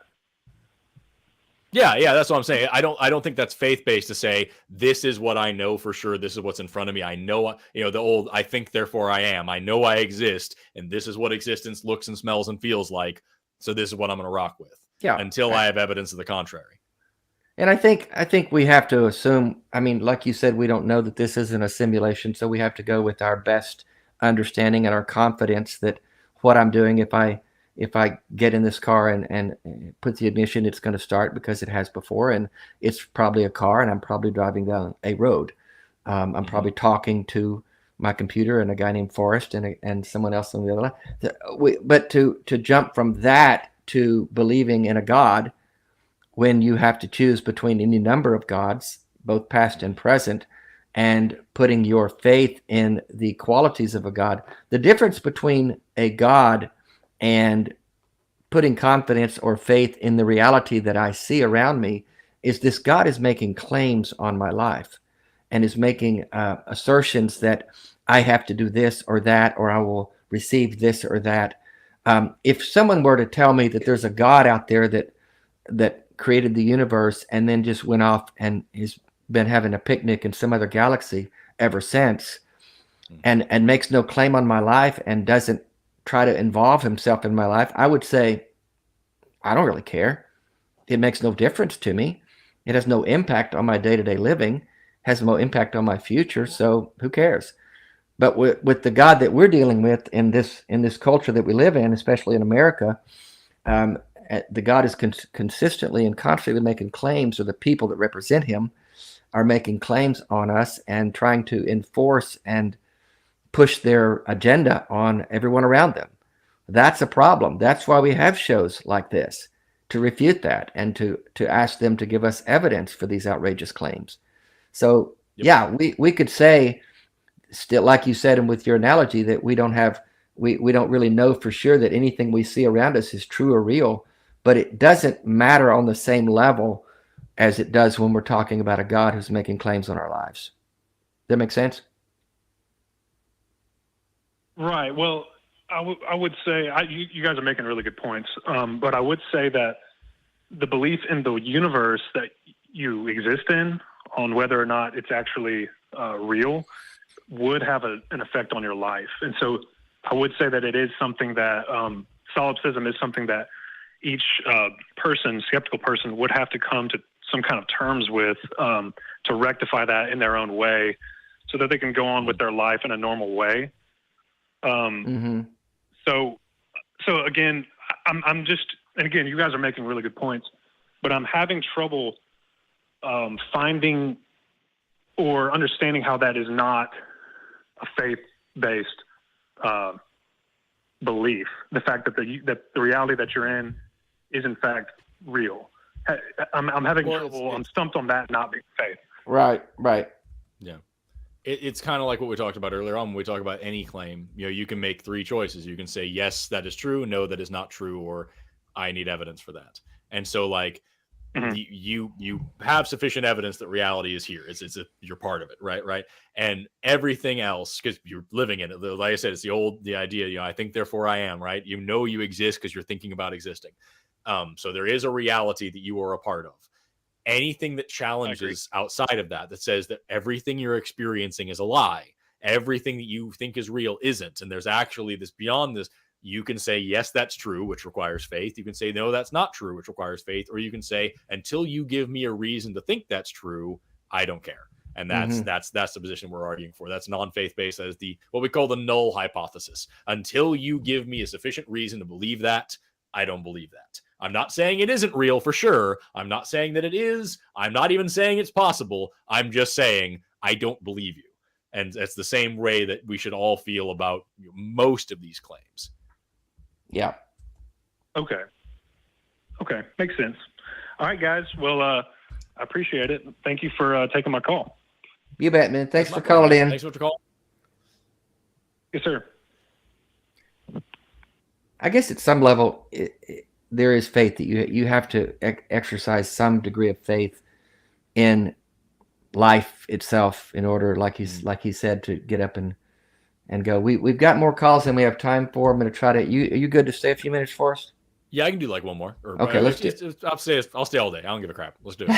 Let's be here for an hour or two. I can't because I'll have to go pee. But I want to take George in New York. A conversation with deniers. Hello, George. Thank you for waiting so long. We've been stacked up today. Oh, I'm so glad you got me. And my proposal, or what I would like to say, is based on this whole session, especially 2 calls ago. So here's my question. As a critical thinker and an atheist, how should I and us, how should we treat and deal with people who deny facts and reality? Not only some religious people, but Holocaust deniers, flat earthers, and people who may not be mentally ill, but are almost impossible to reason with, especially when they make outrageous claims. That's my question. Yeah. I got to tell you, George, it's hard. I think for me, and I'll let Forrest speak to this also, but for me, I try my best to determine right out of the gate, are they talking or arguing in good faith? Are they genuinely interested in a conversation? Or are they just wanting to assert their outrageous claims and they have no interest in hearing any other viewpoint? They have if I ask them questions about, if I use Socratic methods or street epistemology and ask them, why do you believe what you believe? What's your evidence for that? And they still don't want to engage in good faith and they don't want to truly have a conversation, because I'm willing to listen. And I approach every conversation with a willingness to listen. I'm not going to come in balls to the wall and say, I'm right, you're wrong, and here's why. I'm going to tell you why you're wrong. That will never get us anywhere. That will shut down a conversation every time. But if I'm coming in saying, you know what, I could be wrong on this position, and I'd like to hear your reason or your explanation for why I am and why you're right. So let's talk about this. If I don't feel like that person is engaging in good faith and is really willing to have a conversation and isn't coming to me with the same open-mindedness, then I am not going to waste my time, because it is a waste of time. That's exactly what I was going to like. It sounds weird. Like a lot of people would probably expect me to come in like with this whole teacher moment, like, oh, this is how you get. But I always say, if someone tells you that you are not going to change their mind, you need to believe them. And if somebody comes into the conversation not wanting to actually have a conversation and not wanting to actually, discuss, because for things like the age of the earth, Holocaust, evolution, pick poison, whatever it is, like we have overwhelming evidence. What we said, the vast preponderance of the evidence shows that this is such a thing. And if you're having to have an argument over what evidence exists, that's one thing. If you have to have an argument over whether evidence matters, that's a different thing entirely. You know what I mean?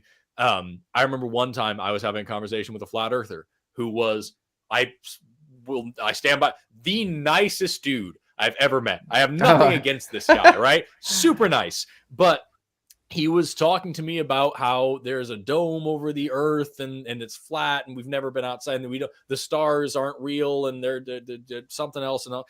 And we got to this point where we went through evidence after evidence after evidence, where we finally got to just like the basic laws of physics. And his argument was that I have faith in these ideas of like the speed of light and gravity and things like that, and that I can't prove any of that, and light speed and gravity isn't real. And I said, well, no, because when you get a science degree, you do these things. I have proven the speed of light in a chemistry lab. I have proven gravity in a physics lab. I've done the experiments myself to show these things. I've done the calculations myself to show these things. This is not a faith-based position.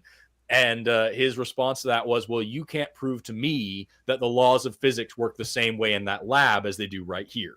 And at that point, the conversation ended for me. Because if I can't convince you, like if I drop my cell phone right here and you think that there's a possibility that dropping it right here, it just falls, but if I do it over there, it's going to explode into a pile of bagpipes because the laws of physics are different. Like we cannot continue here, right? No, there's no conversation, right? And sometimes when you have somebody who really is, a bad faith arguer who really is just going out of their way to be a nuisance and to try to poke holes and to come up with these same hokey, gotcha moment, Ben Shapiro type arguments where like, it's not about thinking, it's about trying to snatch somebody and catch them in a little thing. When you have that, occasionally it's more beneficial to make an example of that person for other people to learn from, which is a lot of what we do on this show.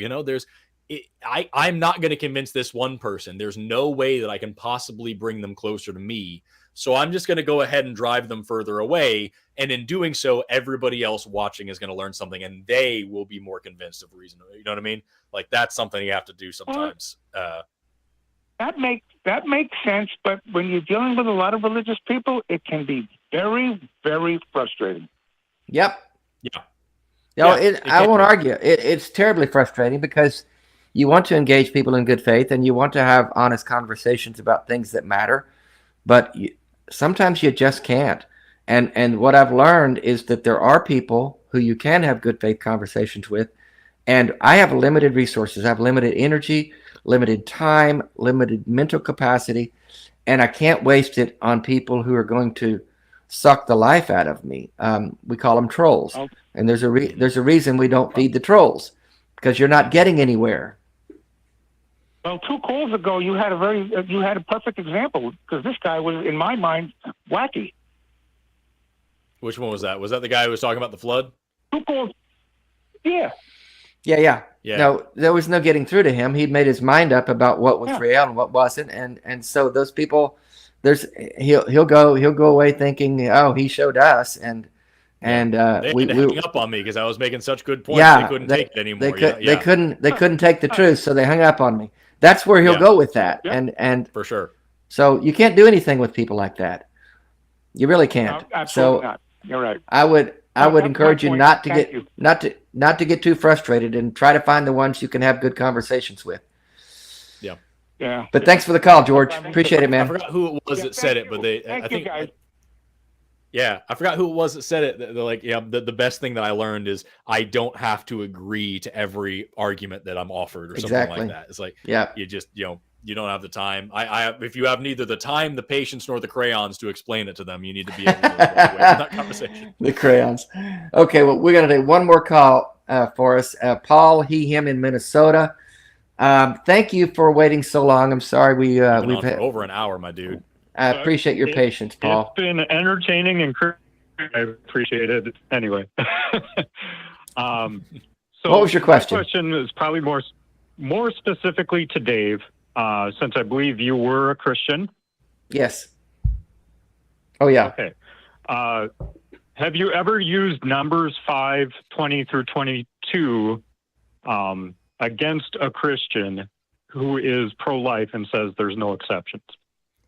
I just realized what you're talking about because I saw that on the call screen and I thought did you were too. some sort of like numerologist. Numerologist? The sacred numbers of 5 and 20 will convince them of the like. I was so confused for so long. I actually thought that sorry, at first.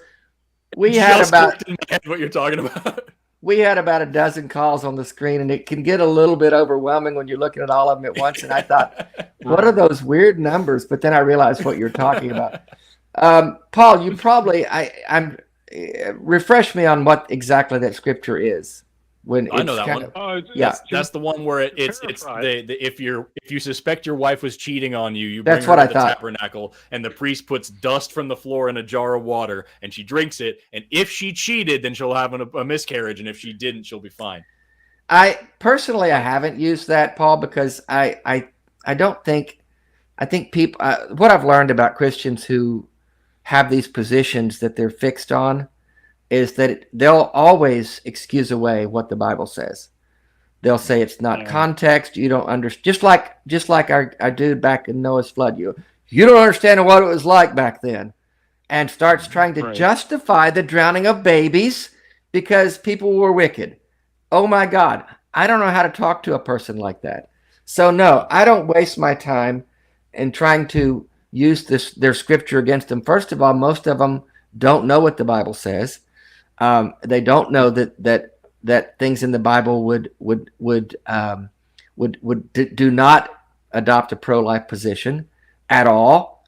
I just used an example of the flood of a God who was willing to drown pregnant women. That's not a pro-life God. So I've not found much success in trying to. I can point them to a particular scripture that goes against what they think their God is for or against, but they're going to have to do some research on their own. And if I can get them thinking about it, but most Christians that are pro-life or people who identify as Christians and call themselves pro-life in the world we're living in today in America have not read their Bibles. They don't know what the Bible says about most anything. They're getting their talking points from their pastors on Sunday morning and Fox News during the week. And there's not a lot of reasoning with them when it comes to the Bible, because they're going to come back and say that I don't have the context and you don't know what these, like you talked to them about slavery in the Old Testament. They'll come with all kinds exactly of what I was going to bring up. Yeah. They'll come with all kinds of excuses why slavery wasn't what you think it was, and all this bullshit. So to me, that's a complete waste of time, just like we talked on the previous caller about these conversations. Now, if I do bring up a scripture and they are open to looking at it and they get a look in their eyes going, oh, wow, I hadn't thought of that, then we can have a conversation. Right. What about you? What about you, think, Paul? Have you? I haven't had a whole lot of success either. Because if we try to address it with science, they rely on faith for their argument. And so I was trying to find another way to get through and say, hey, there are circumstances in the Bible that says, forced miscarriage is essentially an abortion. and Yeah. it endorses it in the case of an affair. Mm-hmm. And yeah, so if we're looking at it, cases like that, I know affairs is a greatly egregious offense to Christians, but I would still think a pro-life stance would say that is not okay. Yeah. Even in the case of an affair. Well, what we So- do know is that this argument against abortion is not about life; it's about control. And what I typically try to do with Christians, anybody who's staunchly anti-abortion or anti-choice, is to point to that. You're not fighting for life; you're fighting for control, and that's not okay. And I continue to bring them back to the central point in the argument. Yeah, because honestly, like this, you can talk about it all day about how like bans on abortion don't actually stop abortion. They stop safe abortion, how abortion rates actually go up whenever abortion is banned, how other methods like comprehensive sex education and education and just general education and reducing poverty and things like these things actually help abortion, and how the same people who tend to be against abortion also tend to not be for things like, free and reduced lunches in schools and keeping guns out of schools and like all these other things. Like we can go down these roads all the time, but at the end of the day, when you're talking to somebody who talks about abortion as if it's murder, almost guarantee you they don't actually mean what they're saying. Yeah. I just heard someone recently was talking about this. It's fantastic that, if I were, imagine you're in college and you're dating a girl and you're getting to know her, and all of a sudden one night she confesses to you that she murdered a kid. She was just walking down the street one day, found a boy, slit his throat. I saw this baby laying there. I just snapped their little neck. It was just the fun thing in the world. I just did this. I murdered this baby. Are you really going to have the same visceral and emotional reaction to that as if she said, I had an abortion. I was too young. I didn't have the financial stability. I was raped. Nope. My father molested me and I had an abortion. And you're going to be like, oh my God, the same way that you would if she was like, yeah, I freaking murdered a child. No, you don't really believe that. You're equating these things. It's a fun buzzword for you and because it makes the argument easy. That's not actually where your stance is. No. And it's insane to say that. Yeah. Yeah, I fully agree. I guess my biggest concern and fear is the future for women in this country, and I want to try to find a way to talk to Christians and try to get them to say or to realize that pro-choice is not the opposite of pro-life. Yeah. Yeah. Pro-abortion would be the opposite. Pro-choice is the middle ground. It is the default. And giving women autonomy over their bodies, right? Yep, I agree, Paul. Thank you. If you're in the hospital dying and you need a heart transplant and I died next to you and I have the same blood type as you, if I didn't sign off as an organ donor, we're both dead because I have bodily autonomy and I can decide what happens to my organs even after death. So if you're going to say you have a uterus, therefore you have less rights than a literal corpse, I don't think you're on the right side of this argument. Well, that's good, Paul. Thanks for calling in, man. Appreciate your call, bro. And that's all the time we have for calls. Yeah. We it sucks. We had one other one in the screener in the studio there, and it went away. Yeah, came back for a second, but it looked kind of fun. If we didn't get to your call, folks, please call in next week. We tried to get to all that we could today. They were coming in fast and furious. Lots of good calls. We had like a dozen, and then they all dropped after we said that we don't have time for any more. Yeah. And they got tired of waiting for an hour and a half. But yeah. But these are important conversations, and we're in a time in this country where, man, we got to have these conversations. We've got to be We've got to be vigilant. We've got to be on the ball. We've got to be. I would say that about everything we talked about today. Not even just the abortion topics that we covered, because like when grapple with the fact that 44% of Americans believe that the rapture is going to come within their lifetime.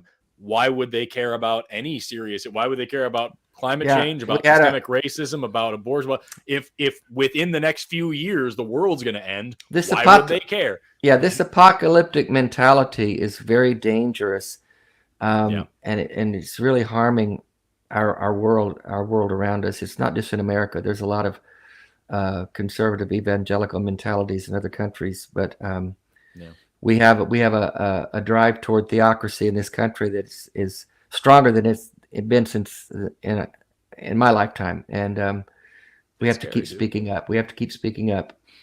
Thanks, everyone. Visit our website, atheist-community.org, for the latest on what's been happening, and feel free to contact us at tv@atheist-community.org. Been great being here, everybody. Thanks for the calls. Again, if we didn't get to your call, call us next week. Forrest, it's been a blast, dude. You're a lot of fun. Always awesome to do a show with you, Dave. And we'll do it again, hopefully soon. And Most thanks, definitely. everyone, for tuning in to this episode of Atheist Experience. Take care. Oh, look at us, the crew. Hey. We didn't do the crew. There's our awesome crew. Did I miss that announcement? Damn. Sorry, guys. To start opening your eyes, to start questioning the bullshit everyone around you buys. You think it's setting up your business, what goes on between my thighs? I wonder when we'll be rid of your life.